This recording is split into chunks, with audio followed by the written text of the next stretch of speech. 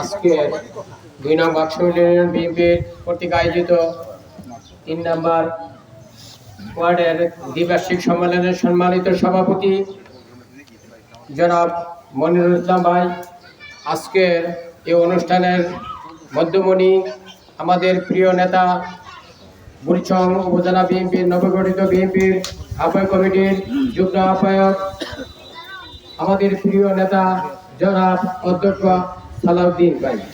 আমাদের মাঝে আরও উপস্থিত আছেন আমাদের উপজেলা বিএনপির নবগঠিত সদস্য জনাব মুক্তার হোসেন মিন্টু ভাই। আমাদের মাঝে আরও উপস্থিত আছেন আমাদের এই এলাকার কৃতি সন্তান বাক্স ইউনিয়নের অভিভাবক বিশিষ্ট আইনজীবী জনাব অ্যাডভোকেট ফারুক আহমেদ ভাই। আমাদের মাঝে আরও উপস্থিত আছেন অত্র এলাকারই এই বাক্স ইউনিয়নের সুযোগ্য সভাপতি জনাব হাবিবুর রহমান বাবুল মাস্টার। আমাদের মাঝে আরও উপস্থিত আছেন আমাদের এই ২ নং বাক্স ইউনিয়নের সাধারণ সম্পাদক জনাব ওমর ফারুক।